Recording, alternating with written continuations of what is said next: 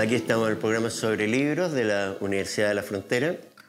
Y hoy vamos a conversar, a hablar sobre una autora que vivió en un mundo del cual no sabemos nada, o muy poco, la colonia.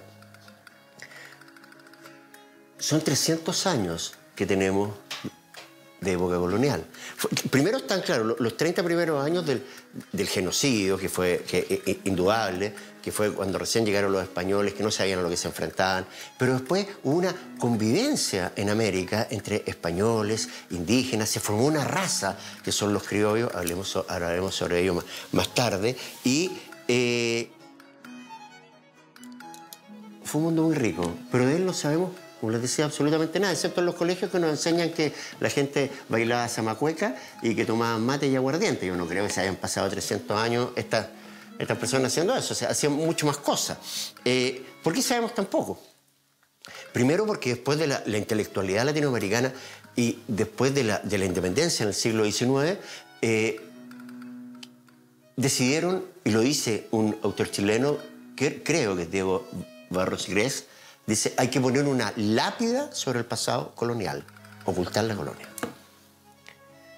En México secaron la laguna. México era la Venecia de América, la Venecia, porque los aztecas vivían en la laguna para protegerse de sus enemigos en una isla, Tenochtitlán estaba en una isla, y había canales. La secaron para olvidarse de la colonia. Extraordinario. Y terrible. Y luego del siglo XIX, en el siglo XX aparece el indigenismo, que culpa al colonialismo, a la colonia, del terrible genocidio contra los indígenas que hicieron los estados, no los españoles, porque el genocidio, el gran crimen contra los indígenas de América lo hicieron los estados. Chile, Argentina, Estados Unidos, Colombia, eso, todo. De eso ya hemos hablado en este programa. Entonces, aparecieron en los años 40, como dice un investigador, dos autores que son tremendamente importantes, Ángel Rosenblatt y Gonzalo Aguirre Beltrán. Y ellos hablan sobre las castas coloniales. Y de ahí viene toda esta idea de la racialización, palabra horrible que usan los estudios postcoloniales, en que dicen que poco menos que esta era una sociedad como la... Porque los estudios postcoloniales, que son actualmente los que también niegan la herencia colonial, en el sentido que poco menos que aquí fue lo mismo que en África o en India, y es radicalmente distinto porque aquí se formó una sociedad. Y no solamente una sociedad. La primera universidad de Latinoamérica es de 1551. Ya teníamos universidades. Eso fue en México, la Universidad de San... Perdón, 1553, 1551 la Universidad de San Marcos. ¿De dónde sacan esta de la sociedad de castas? De unos graciosos dibujos que se llaman las pinturas de castas del Virreinato de Nueva España, que hoy es México. A todo esto está chiquitito el virreinato. México, gran parte de Estados Unidos, gran parte de Canadá, Centroamérica, hasta Filipinas. Enorme. Y todo eso lo administraba España, pero a través de sus virreyes. Entonces también había unas cortes. Había virreyes, virreinas, condesas, condes. Una sociedad absolutamente viva. Bueno, estas pinturas de castas son muy interesantes porque describen las mezclas raciales. De castizo con española, español, de negro con india, sambo, de negro con samba, sambo prieto, de español con negra, mulato, de español con morisca, albino o octavón, de albino, o sea, un hijo de un albino con española, era salta para atrás, de mulato con india, mulato oscuro, de mulato con negro, galfarro, de coyote. ¿Quién eran los coyotes? Los coyotes eran de español con chola, coyote mestizo, de chino con india, cambujo. Hay uno que es muy chistoso, el dibujito, que es de albarazado con mulata, barcino, porque es chistoso, porque le están pegando, la señora del barcino le está pegando con una especie de burlero. ¿Ah? Bueno, era una gran cantidad. Hay uno que eran los no te entiendo, que era hijo de Tente en el aire, que a su vez eran hijos de Campulato con Bambuja, ¿ah? Y hay otros que eran el de No te entiendo con India, el resultado, el hijo era Torna para atrás. Bueno, frente a esto, y estos dibujos de las castas, hay una investigadora española, Laura Girondo, siguiendo a un historiador muy interesante, Van de Berge, la elaborada taxonomía de fenotipos raciales era tan minuciosa que hace sospechar de ella. Y tiene razón. ¿O ustedes creen que alguien iba al mercado en Nueva España y decía que había visto un mulato, un albino, 3 salta para atrás, 5 chamizos y 7 coyotes? Imposible. O sea, entonces, frente a ello, Laura, ¿qué dice esta investigadora? La clasificación racial era poco más que un narcisista juego de salón, ¿ah? De aristócratas aburridos. Por esas pinturas, que además, como les digo, son muy graciosas, además las pinturas son muy interesantes, porque la gente está mezclada. Ahora, ¿cómo podemos saber más de esa época? Precisamente, como les decíamos, a partir de una autora maravillosa. Viajaremos entonces a la vida y obra de Sor Juana Inés de la Cruz.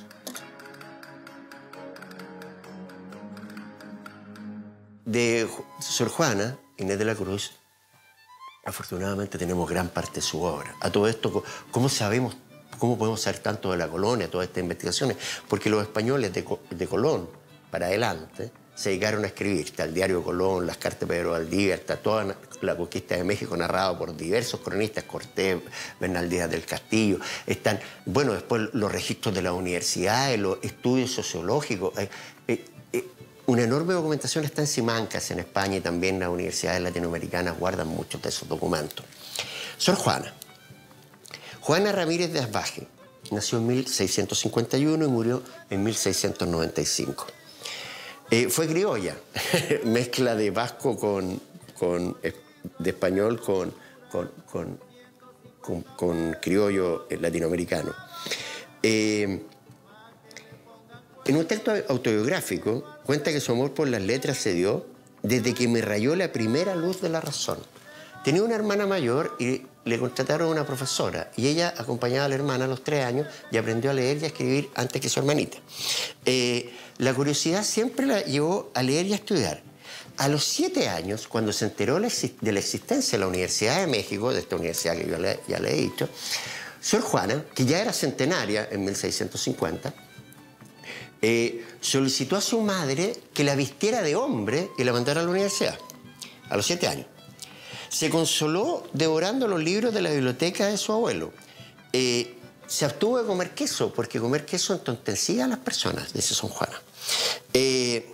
Empezó a estudiar latín, con tal dedicación que se cortaba el pelo y esperaba, y cuando hubiese crecido, ya debería haber aprendido parte importante de lo que estaba estudiando. Y si no lo había aprendido, se cortaba el pelo de nuevo. Aprendió latín a los 9 años. Un ejemplo, uno de sus textos, Ad ultimum sine periculus discant cantico quintoro nex it exordio legerit, escribía en latín. Sor Juana de la Cruz. Tras la muerte de su abuelo, fue enviada a la Ciudad de México y vivió con una tía que estaba casada con un hombre muy acaudalado, que usaba de influencia en la corte y entró a la corte, es decir, a este mundo de los virreyes, de los palacios, etc. Bueno, ahí tuvo una relación muy cercana con la esposa del virrey y brilló en la corte a tal punto que el mismo virrey invitó un día a teólogos, académicos, en ese tiempo desgraciadamente no había académicos, la gente más culta del virreinato, a interrogar a Sor Juana Inés de la Cruz. Le preguntaron de todo y sabía de todo. Bueno, a todo esto, la Universidad de México entregaba el grado de doctor. O sea, había, igual que ahora, pregrado, magíster y doctor. Eran doctores. Ahí estaba Sigüenza Góngora, un enorme intelectual de la época, que recoge mucha documentación, hace una gran historia, una gran recopilación del mundo azteca. Ahí está don Juana. ¿Pero qué pasó? A pesar de tener un gran éxito en las cortes, Juana era muy bella decidió profesar, es decir, entrar a la iglesia. Entréme religiosa porque, aunque conocía que tenía el estado de las cosas, muchas repugnantes a mi genio, es decir, que no le gustaba mucho esto de ser monja, con todo, para la total negación que tenía al matrimonio, lo mejor era entrar al convento. ¿Y qué dice?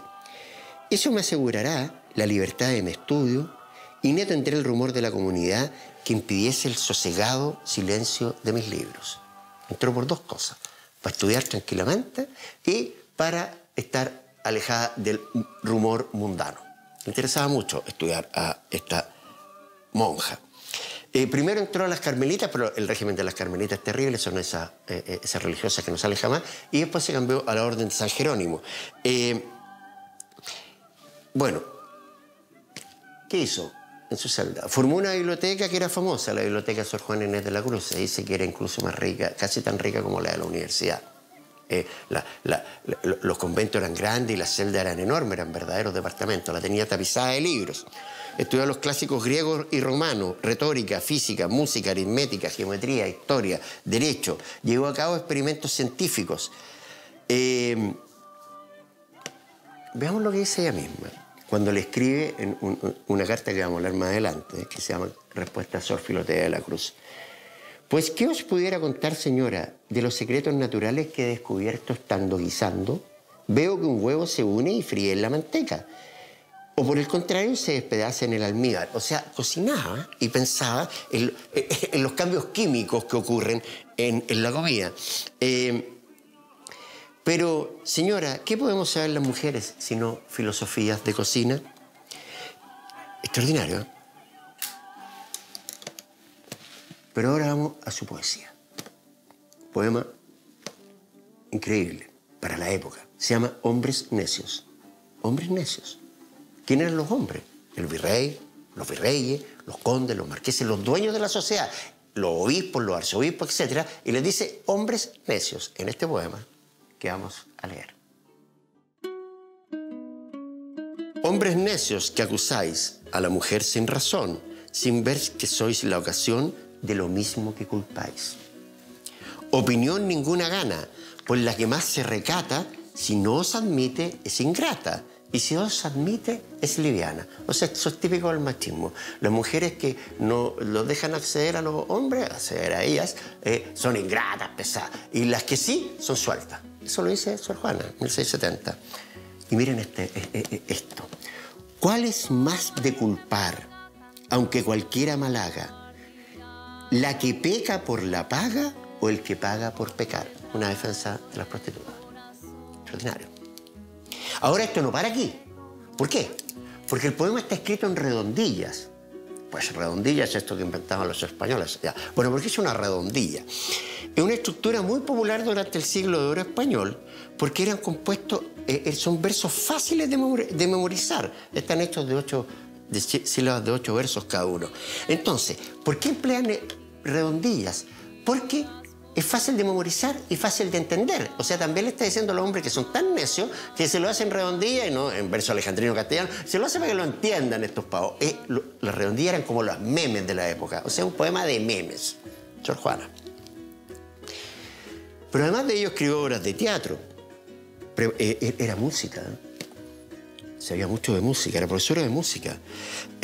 Hacía, poemas importantísimos, autos sacramentales, que eran una especie de representaciones religiosas. Y uno de sus autos fundamentales y obras fundamentales es el Neptuno alegórico, que preparó ella cuando llegó el virrey Paredes a Nueva España, perdón. Hizo este Neptuno alegórico. Neptuno, en honor a de la mitología romana, y Neptuno es Poseidón de la mitología griega. Y construyó un arco en México, usó una representación preciosa. ¿Pero por qué es importante esto? Porque junto al virrey venía la condesa de Paredes, el gran amor de Sor Juana Inés de la Cruz. No hay duda. Yo no sé por qué, hasta el día de hoy alguna crítica es tan crítica, los críticos, fundamentalmente, pacatos que no reconocen una cuestión evidente. Veamos los poemas.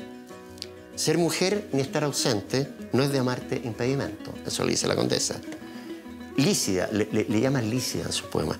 Tu espléndida forma, un elogio del cuerpo de la condesa.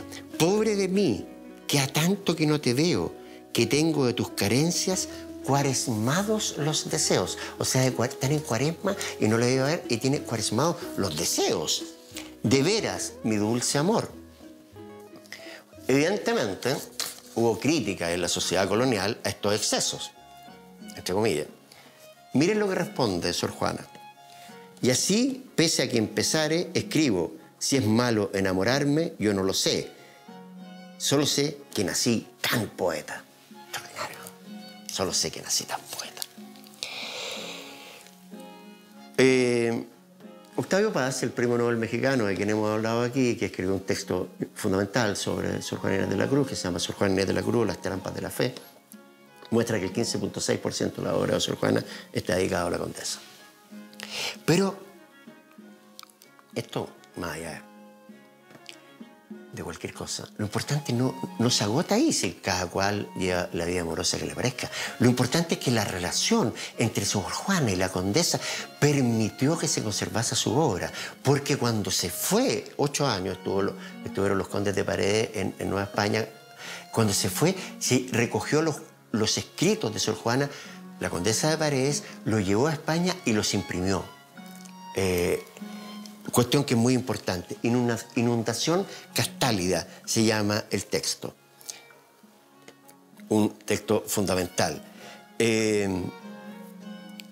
La fama de Sor Juana, que ya en América era amplísima, llegó a España y se hizo famosísima, no solamente en España, sino que en Europa entera. En Portugal se formó, había una cofradía de escritoras que se llamaba La Casa del Placer y se cuartearon con Sor Juana a partir de este texto y llegó a ser llamada la 10ª musa. Las musas son estas figuras de la mitología griega que representan el arte, todas las artes, la música, la poesía, etc. Y son 9 y Sor Juana fue llamada la 10ª musa. La edición que hizo la condesa de Paredes es de 1689 y en 1692 se publicó su texto más importante, Primeros Sueños, un libro excepcional. Ahora, ¿por qué es tan relevante esto? Porque Sor Juana escribía y dice, atesoraban mis poemas ella misma. La gente leía un poema y le decía, regálame, y se lo llevaba para la casa. En ese tiempo no había fotocopiadores ni nada. Entonces, gracias a la condesa se recogieron estos poemas que estaban diseminados por la sociedad de Nueva España. Primeros Sueños. Basta observar que uno de los fundadores de la crítica literaria moderna, que es Karl Bosler, tradujo Primeros Sueños al alemán.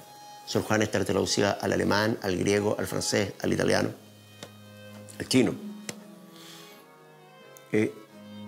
Sin lugar a duda, una de las cumbres de la poesía mundial. De eso estamos hablando. ¿Por qué? Veamos de qué se trata Primeros Sueños. Es un viaje del alma por los espacios celestes, un viaje del alma por el universo. Sueña y sale el alma y viaja por el mundo. Discute el dualismo antropológico de Platón. Discute de mitología clásica. Es un texto filosófico, en poesía.